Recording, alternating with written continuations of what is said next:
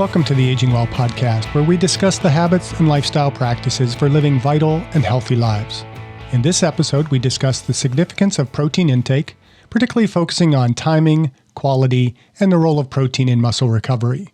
We explore common misconceptions about protein needs, the importance of balancing nutrition with exercise, and that while protein timing can be beneficial, the overall distribution of protein throughout the day is more crucial for muscle recovery and growth. We also discuss 10 habits that are purported to get you unstuck in life and how your workouts may be making you store fat. Our goal is to simplify the information and weed through the BS one will find in the popular press and on the internet, and help the listener and the viewer to age well. Dr. Armstrong, I came across an article on the internet, and it's basically discussing everything that almost every one of our listeners has ever heard, which is you need more protein if you're working out at the gym. But is that really accurate? You know what I mean? Does an individual need to be taking in more protein? And if so, why does that matter? Well, I mean, when you say more protein, you have to kind of define more than what? More than the average individual, more than they're currently consuming. Really, it's not a matter of more, it's a matter of how much does somebody need if they're exercising.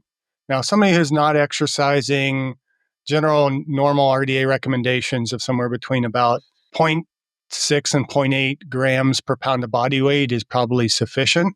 If somebody's exercising regularly, I generally recommend about 1 gram per pound of body weight. It's a pretty safe number, but I'd say anybody on average could probably take in about 0.8 to 1.2 grams per pound of body weight, and that should be sufficient. And so you have somebody who's 200 pounds, they're taking in 200 grams of protein on a daily basis, then that should be sufficient to build muscle and provide for what the body needs. If you go much more than that, you're starting to really invest too much money in unnecessary protein. You know, I know a lot of people are on the carnivore diet and things like that. I think it's a very expensive approach to eating because protein is more expensive than carbohydrates. And carbohydrates is the preferred fuel for, fueling the muscle. And so why do you want to have to convert all of that into carbohydrate anyhow for the muscle to contract? And you're spending a lot of money. I mean, carbohydrates, good, healthy carbohydrates are a lot cheaper than healthy proteins. Does timing really matter of when we're taking in protein? Well, I know the article talks about timing and saying that it doesn't necessarily matter. I think it's kind of poorly written in that perspective. But to me, timing is important, but it's not of huge importance. If we are exercising, we generally want to get some protein in and around that window. It's not absolutely necessary because if you're eating protein, there's generally going to be protein, and especially if it's meat protein and things like that are going to take some time to digest. That's all exiting out of the stomach and getting into the bloodstream over time. But when we are when we just exercised or when we are exercising, we're going to get this insulin spike. That insulin spike, and we're going to be more sensitive to insulin, is going to take in carbohydrates and it's going to take the protein in along with that. If there's not protein available, then the body is going to be using protein from other sources in order to fuel the protein synthesis that's being demanded in the muscle. And so I believe it's a good idea to have an easily absorbable protein in the window around when you are working out, something like a whey protein or, just a lighter protein that's going to get into the system and be absorbed by the muscle when the muscle really needs it. Now, that being said, you can go without protein for a good period of time post-exercise, but you're probably not going to get the same benefits that you're going to get if you're exercising and taking some protein in around that window. Does that make sense? Yeah, it makes sense. Like right after a workout, you're saying it's the perfect window because your body, the muscles are really, really hungry, for lack of a better word, and you need to refeed them with that glucose spike in order to have the protein be readily absorbed as fast as possible into the muscle. Is that right? So, you get further and further away from that workout. Now, the tissue is less sensitive to insulin and it's less likely to take up the glucose and less likely to take up the protein. And so it's more likely that those energy sources are going to go somewhere else in the body and it could go to fat. And so I just think it makes a little bit better sense to consider what type of protein we take, when we take it, and how much we're taking, at each meal. And ideally, we want protein in every meal that we're eating. So if we're eating 3 meals, we're dividing that 200, grams up by 3. Or if it's 4 meals, 6 meals, we're dividing accordingly.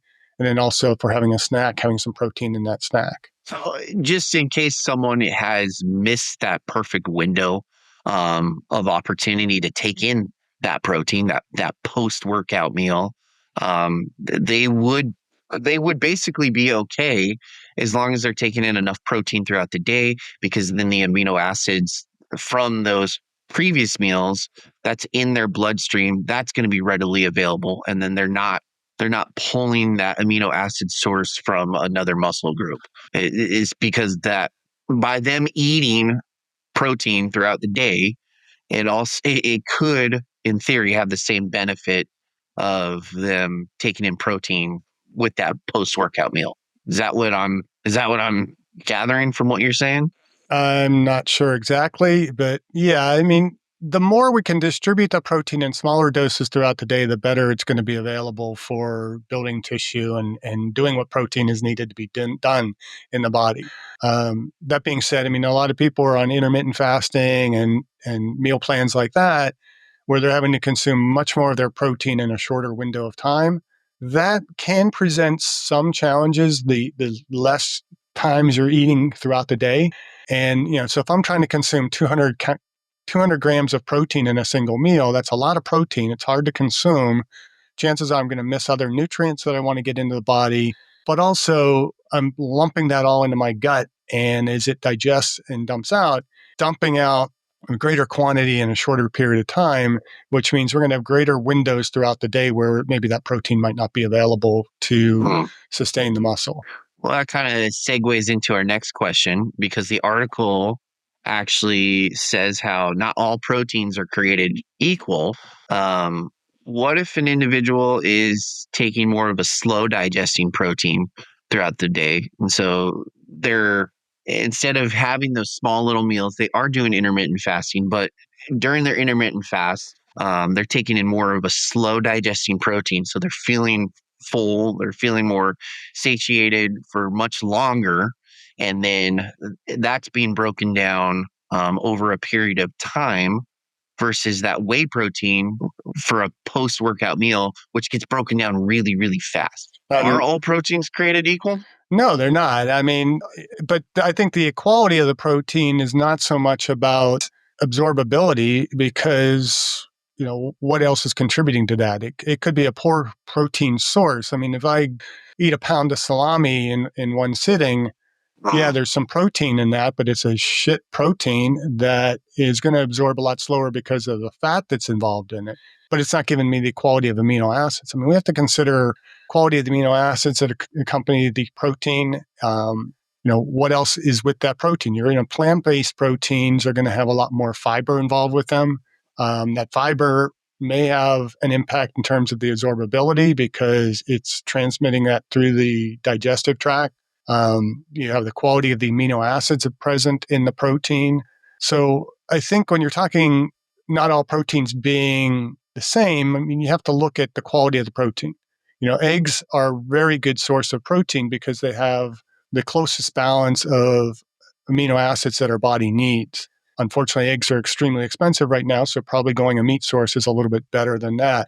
If you're going protein sources, you have to look at what are the combinations of foods that I'm eating to give me those amino acids. So the key is to kind of get into the amino acids that are present in the food and what effect is that going to have. And we know leucine is probably a very important essential amino acid for stimulating protein synthesis. And so even just taking branched chain amino acids could give us benefit that maybe the ingestion of meat might not take. So it's really, I think we overcomplicate the whole thing. If you are eating a balanced diet with a reasonable amount of regularity, not trying to just cram everything into one big, huge meal, you're probably going to be okay. It's not that big of a deal. And I think is really the takeaway from that article. It's like, don't sweat over the small stuff. Get good quality protein in your diet, distribute it over the number of meals that you're eating, make sure you're getting an adequate amount, make sure you're not getting too much protein. And it's simple. I mean, I think, we can find 100 articles like the one you read that give us the same line of, BS. That it's like they try and overcomplicate things and make it confusing for people rather than simplifying it. So for our listeners that are considering how much protein do I really need, unless you are an athlete or a bodybuilder or, somebody who has maybe health issues that really has to concern themselves with the quality and the timing of the protein, just eat good quality protein in every meal. Make sure that you're getting roughly about a gram per pound of body weight, and life is simple. Life is simple. It is. Yeah. Well, if they do that, would that help them age well? Why wouldn't it? Well, the reason why I ask is it because, and you kind of covered this already. The article ends with saying, and this is ridiculous to me, protein only matters if you're putting in the work. So if an individual is not putting in the work, does protein even matter? I would say yes. Yeah, I it's would a say it does stupid matter. statement because your body needs protein whether you're exercising or not. And that basically says that if I'm sedentary, I can eat shit protein and I'll be fine. That's not the case. I mean, we need protein whether we are exercising or not. Even if you're not putting in the work, which means you're in a coma, your body is still going to need protein in order to sustain the tissue that it has. And so, yeah, it's kind of a dumb statement. But I think the point that they're trying to make is that, you know, if you're exercising, protein is going to be important, more important than if you're sedentary. But, again, it's like, what type of exercise are you doing and what are your protein needs? It doesn't matter whether you're sedentary or an elite athlete. Your body has specific protein needs, and you got to have good quality protein spread throughout the day. Well, I found another article out there, and it talks about the truth about fat burning exercises. And then it starts off by saying the number one exercise mistakes that men make. Um, and then it goes into saying that the number one exercise mistake that is made by men is when trying to burn fat is not the exercise they are, it's not the actual exercise that they're doing, it's the lack of their nutrition. And I don't know how that has to do with exercise, but instead, it should be focusing on nutrition.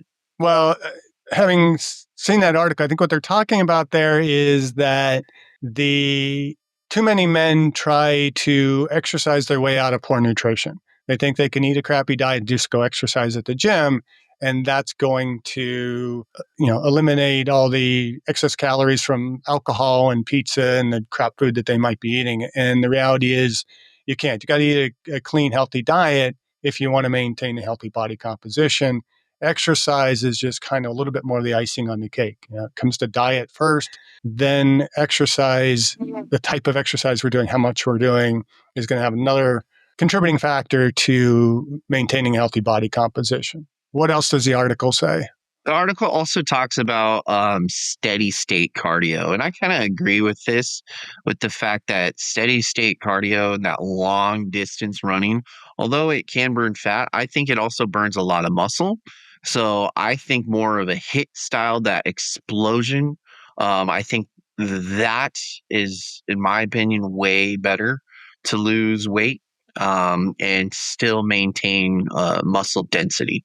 Well, and it shouldn't be a matter of opinion. It should be a matter of, kind of what the literature says. And I think that when you're looking at the type of exercise, we get overly complicated with that, and it gives us clickbait and, articles that these, so-called fitness magazines can continue to just crank out bullshit. But it comes down to the principle of specificity. I mean, you have that whole continuum of exercise, everything from, physical activity to low intensity, steady state, zone 2 kind of exercise, up to high intensity training, to high intensity interval training, to high intensity interval resistance training, to strength training, and so on. And when we're looking at the type of exercise, of course, low intensity, steady state exercise is going to be burning fat because that's the primary fuel during those types of exercise.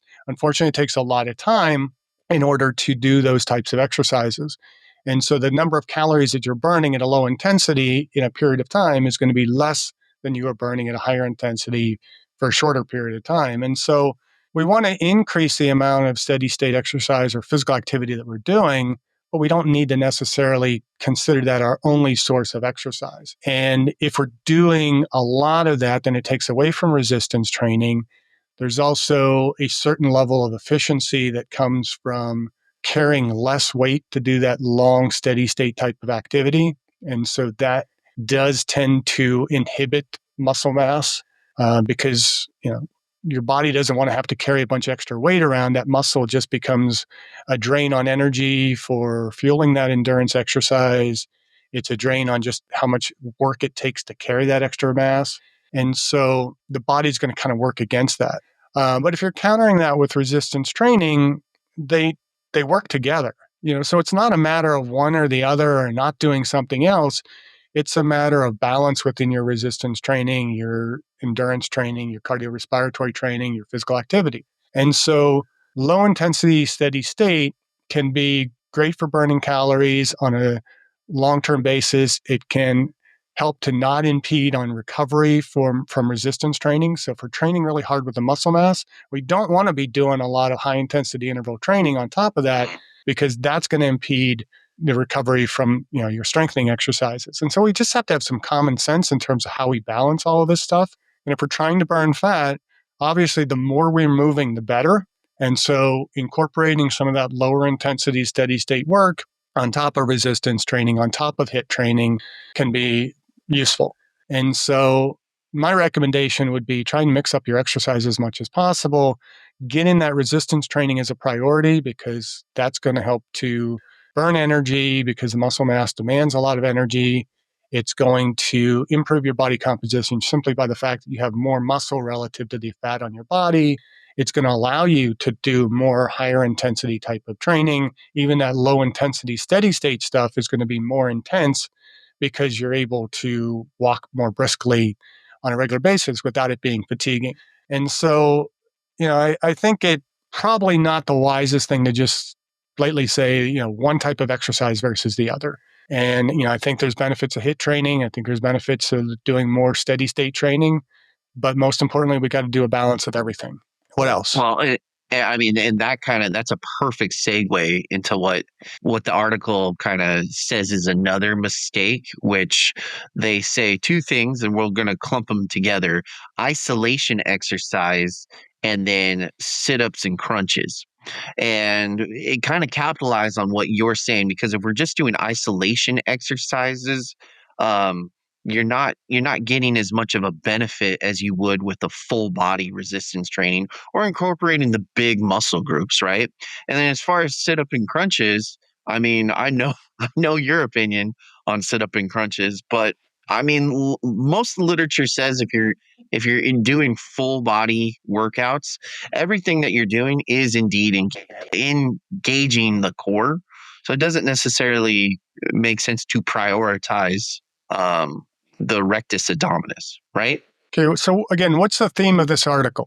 The theme of the article is just mistakes that people are making when they are working out and trying to lose weight. So it's tying that to trying to lose weight. Uh, you know, if you're trying to lose weight, first of all, the whole statement of lose weight just irks me in fitness because it's like we're not trying to lose weight. We're trying to lose body fat and trying to ideally gain weight because we're gaining muscle mass. And so when you start looking at isolation exercises as a mistake, it's like you got to consider what are the goals of the individual. If my goal is to be a bodybuilder, I'm going to have to do isolation exercises because I have to build the smaller muscles. Isolation exercises can have a benefit in terms of giving strength that's going to allow us to do the more compound movements more effectively. If I have stronger biceps, I can pull more when I'm doing like a row or a chin up or something like that. So there's some benefit to those. When you're looking at abdominal exercises, again, like you said, doing the core exercises are going to doing exercises are going to strengthen the core.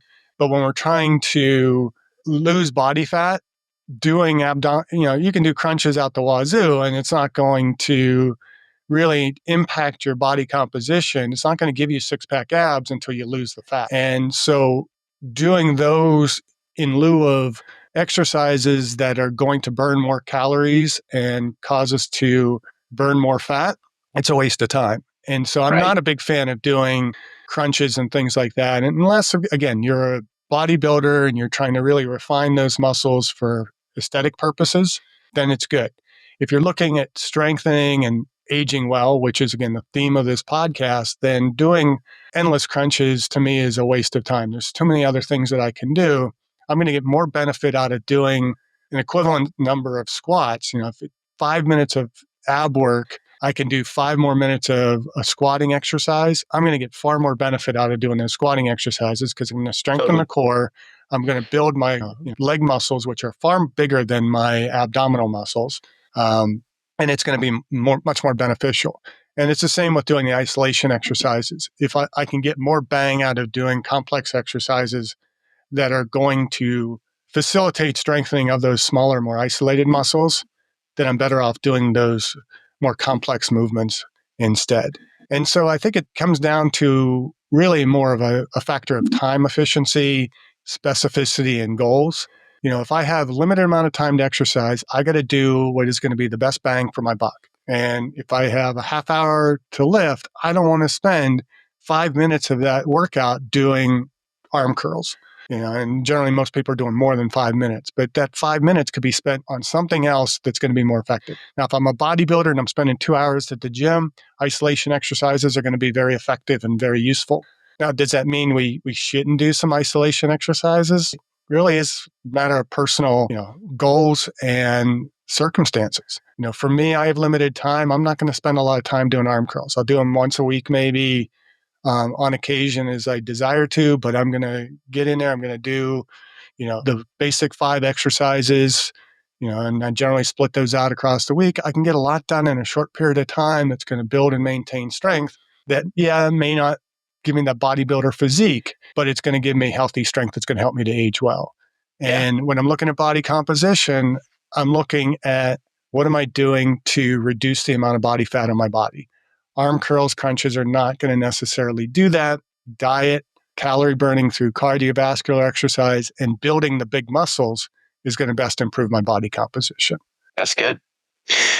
Now, there's obviously going to be someone that's going to be listening to this and they just feel stuck. They don't know what it is that they need to do. And they hear Dr. Armstrong and they listen to his advice and they're like, man, I just don't know how to move forward. Well, that's okay because I came across another article about 10 habits that will get you unstuck in life. Now, we're not going to dive into all 10, but I do think that it is really, really interesting that some of the things that they have in the article, it's actually a lot of the stuff that we talk about on this podcast. Number one being embrace a daily gratitude practice. Now, they don't spell gratitude with 2 T's like we do. So they right? misspell it. They misspell it, but I do think that is listed as the number one habit to get yourself stuck is to embrace gratitude practice. What do you feel about that? Well, first, I'd like to go through all 10 of those if we can. Yeah, okay. Well, might we as can. well. I mean, this is the Aging Well podcast, and if there's advice there that we could share with people, let's go through all 10. But I don't know from that list whether there's anything that is most important, so to prioritize those things. But I would say, that if you can begin your day and carry through your day with an attitude of gratitude, so gratitude with the 2 T's, that's going to do a lot to benefit your overall well-being and keeping you from getting stuck. Because a lot of times we get stuck because we don't have the gratitude. We're stuck. We think, this, I hate this job. I hate where I live. I hate this. I hate that. Well, think about why you are where you are. What's the purpose behind that? And, be grateful for that opportunity and think of everything as an opportunity, even if it is, something that's really weighing heavy on you, things that we turn into overly burdensome stress can actually be things that are stimuli for growth. And, what are we trying to accomplish here? What's life trying to accomplish for us here? And be grateful for it. And we take everything with a more positive attitude when we're more grateful. Number two is how they phrase it is set small, achievable goals daily, which, as we phrase it, baby steps. Right, baby steps. It's like, again, I love these articles because they don't really expound anything profound or unique. It's just kind of regurgitating what. And I wonder how much of this stuff is written by AI. Where you just, hey AI, write me an article about how to get unstuck, and it's just going to pull a bunch of stuff out of its computer butt and put it down on paper. But it is good advice, baby steps. We tend to look at the problems that confront us and be overwhelmed by their complexity or their massiveness. And if we just begin to break things down, I've always been a big fan of Robert H. Schuller and the power of possibility thinking. And his whole thing was, if you're confronted with a problem, break it down into smaller components. And like one of his big things when he was raising money to build the Crystal Cathedral in LA, he was like, okay, if I need to raise this amount of money, so I need to raise $1 million. I can find one donor that can contribute $1 million. That's going to be pretty difficult. I can find two donors that'll give me $500,000. That's a little bit more, possible. Four donors to give you $250,000. That becomes a bit more reasonable. Then 10 donors to give you $100,000. I'm breaking it all the way down to if I can find 1 million people to give me $1, then it's more achievable. So if I need to lose 40 pounds, I'm not looking at how do I lose 40 pounds right away.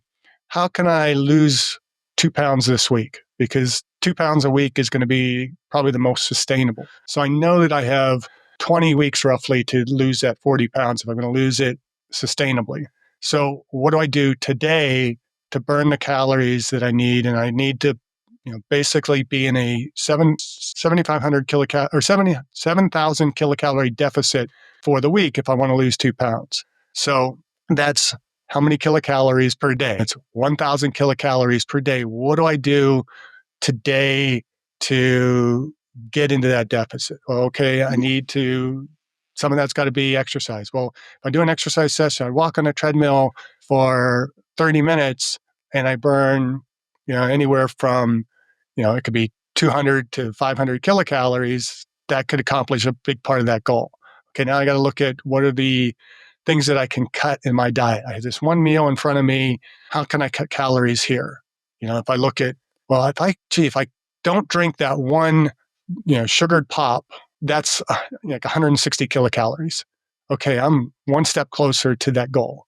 So breaking it down into what can I do in this moment that's going to bring me closer to that goal is going to bring you closer to a goal. That to me is just one of the most simplified life lessons that anybody can learn is baby steps. Just break down any issue, any problem you have in front of you into its most smallest steps, and it becomes achievable. Yeah, my wife's actually on a goal setting weight loss journey herself right now. And we got her one of those treadmills for underneath the desk because she just decided I'm not going to sit anymore.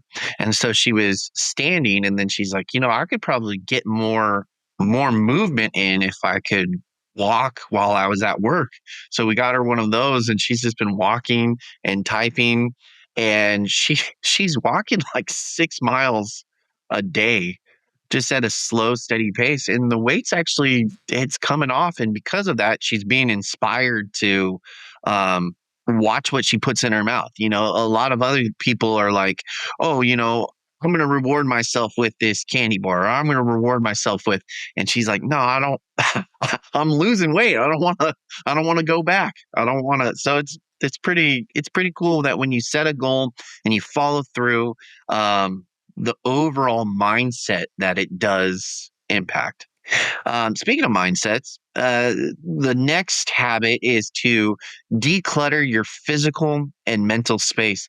And I actually kind of agree with this. I've seen a lot of people, they feel really anxious or stressed out, and it's the weirdest thing. All they do is they just they clean up their area, their living area, their work area. As soon as they clean it up, their mindset is completely different. And most of those super successful entrepreneurs, the number one thing that they'll tell you is to wake up and make your bed first thing in the morning. That's one of those things. Um, what would you say about this habit of decluttering your physical and mental space?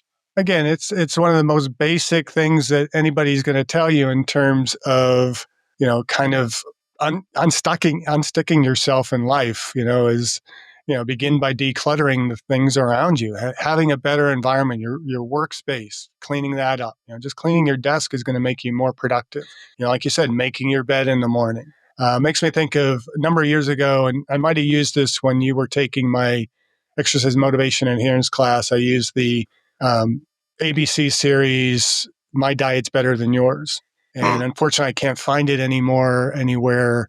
And I've lost all my copies of it. But one of the trainers that was involved in the show, that was one of his big things, was changing the mindset of the individual. He did everything from, changing the color and the size of the plates in the kitchen, and, changing the color of the bed sheets, and doing all these simple things that seem kind of to be nonsense, but it changed the mindset of the individual, to where, you're living in a calmer environment, you're able to be more organized. And so when you're more organized, you're more efficient. It's a natural, sensible thing to tell people to do. Start by just decluttering your life. Having a schedule. Just, if people say I can't exercise because I'm too busy, it's like bullshit. You're too busy. Your life is too cluttered. What's the things that you can eliminate that are going to make the time for you to be able to exercise, and organize your time? It's like, okay, what time are you getting up? Well, I get up when I get up. Well, get up at a certain time. Now you have, okay, I'm getting up at 4 o'clock in the morning. I can go exercise, and then I can get started on my day. Boom, you're done. You're organized. You're going to get more done. The next one is move your body regularly, obviously.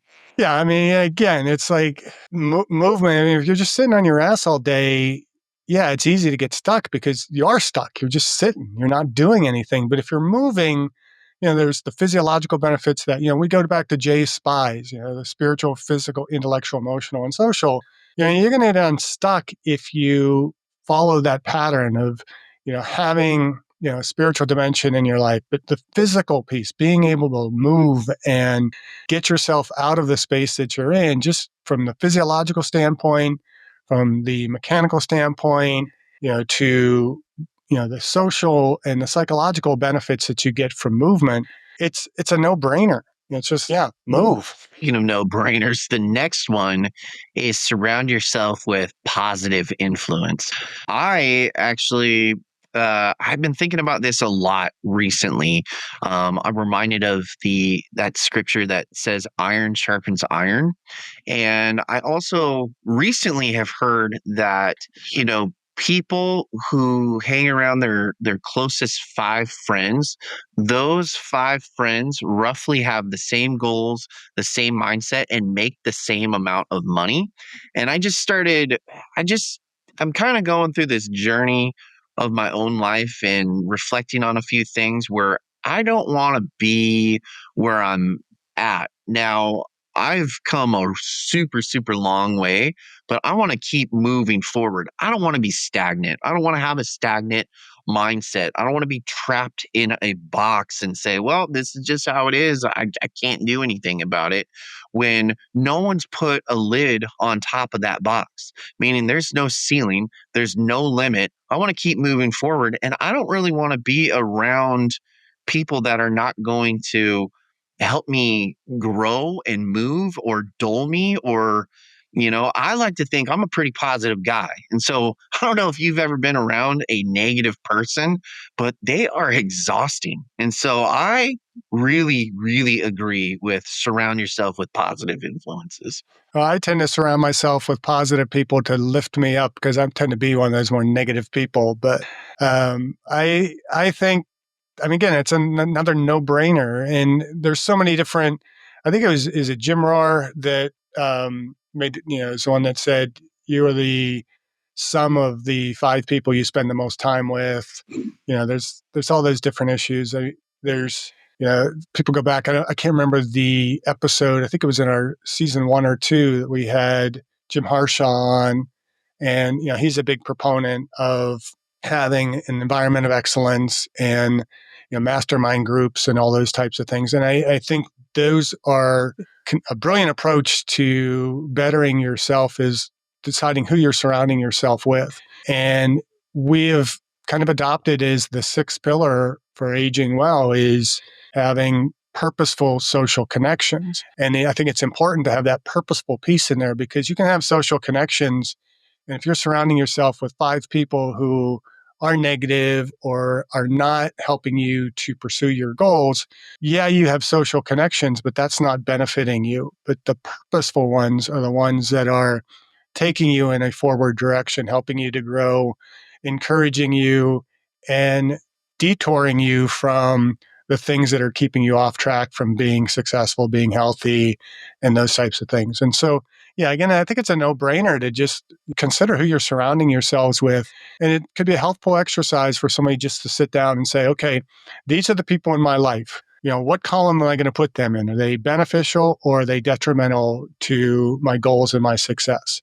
And, there's some situations where you can't escape those relationships, but you can avoid putting yourself in more draining scenarios. So family issues, I mean, you're stuck with your family, but doesn't mean you have to, spend too much time with them if it's going to be draining on you, or if it's counterproductive, or if it's toxic. You want to remove yourself from those toxic relationships. And, this is where forgiveness comes in a lot too. But forgiveness doesn't mean that we have to continue to subject ourselves to the individuals or the circumstances that we're trying to forgive.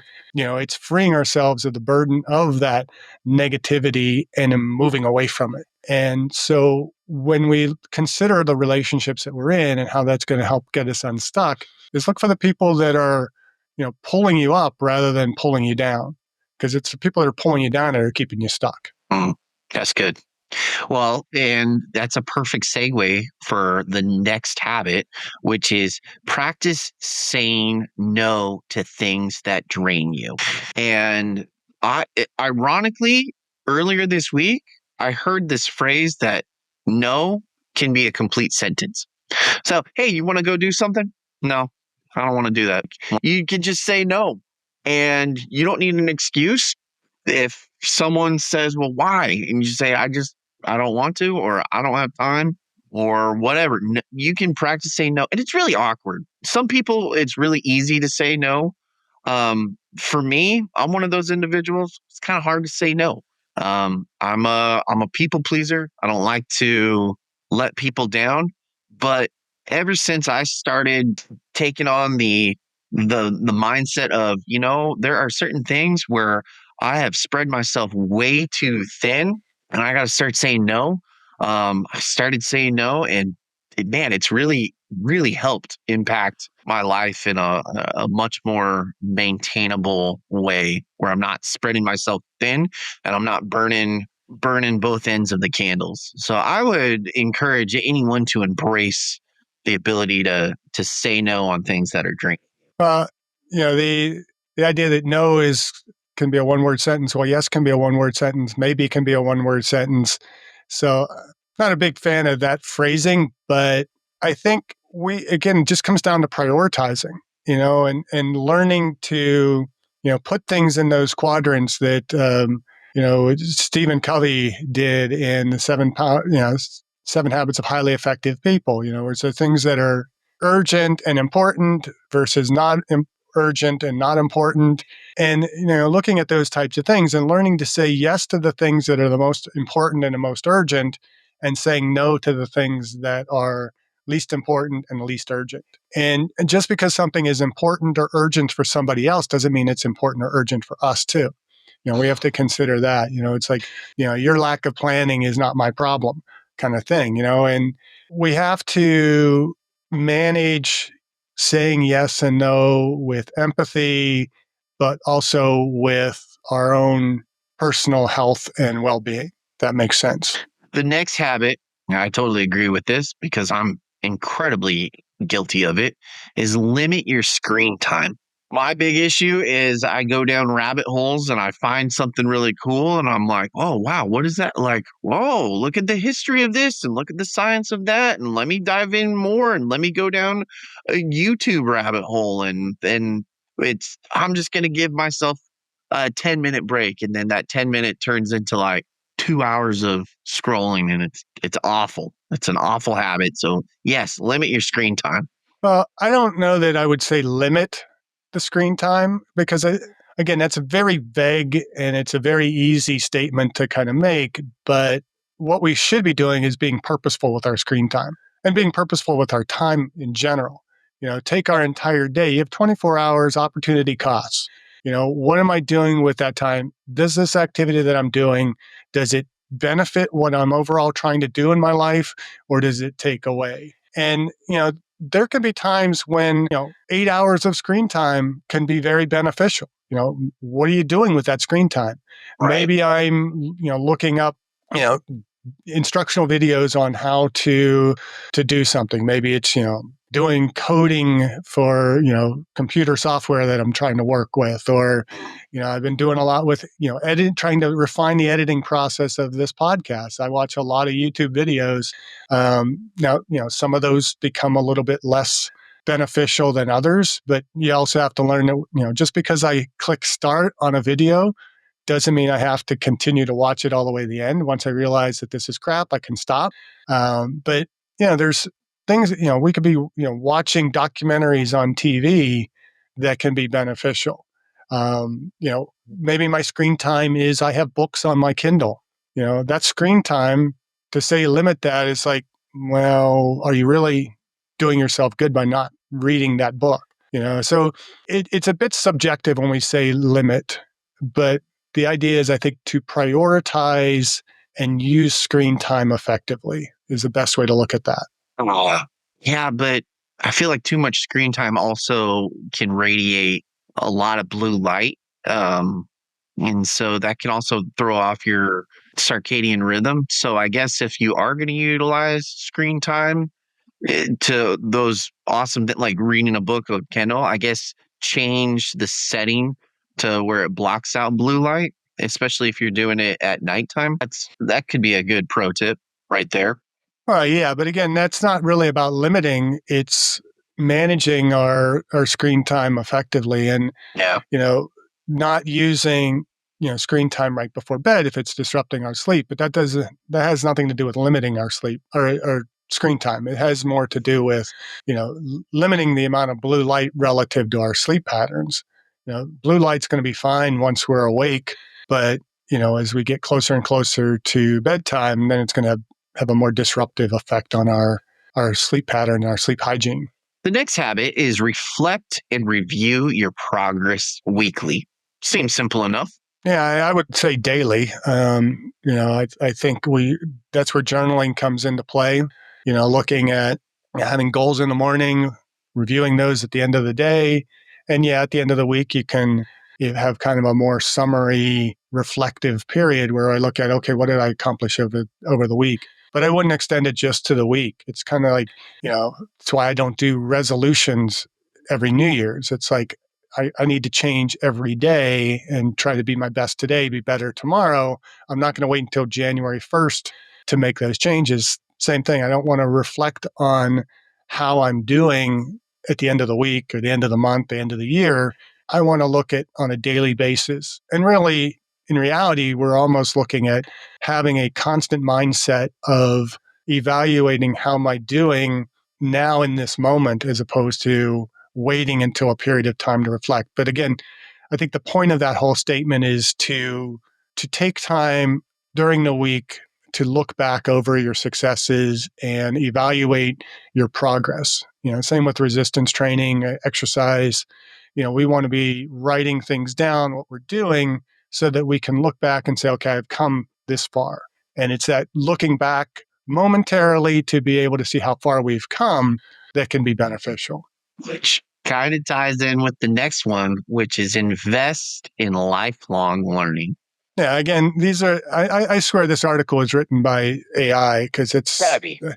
it's all pretty much no brainer kind of stuff. Yeah, lifelong learning. But again, you can't invest in lifelong learning if you're stuck. So how does investing in lifelong learning get you unstuck? It just basically keeps you from getting stuck. It's going to give you that momentum to keep moving forward. Create a morning routine that sets the tone for success. Oh, AI, I love you. Yeah, I mean, again, it goes along with everything we've been saying and that's where journaling comes in, getting up, having a morning routine, having a daily routine, that part of sleep hygiene and health is, getting up in the morning, having a specific routine, trying to maintain a routine throughout the day, having a more organized pattern throughout your day, winding down that organization and that pattern at the end of the day, preparing you for sleep so that you can get a good, productive night's sleep and wake up and refresh and start tomorrow. So it's all about the daily rhythms. What's next? That was it. I mean, we literally hit We all went 10 of 10. those. Yeah, we did all 10 of those habits. So that was it. That's how it ended. Well, if anybody has stuck with us this long in this podcast, hopefully you learned something from that. I think to kind of just summarize what we've talked about in this episode, and I think we need to get back to a few more of these episodes where we go through some of the different articles that are out there and bring it to the perspective of aging well. I think the big takeaway here today is keep it simple, stupid. Do the KISS principle. Look at what's your goal? What are you trying to accomplish? How are you going to accomplish it? What's going to interfere with that progress? What's going to facilitate that progress? And just get off your ass and do it and age well. All right. Thank you for listening. I hope you benefited from today's podcast. And until next time, keep aging well.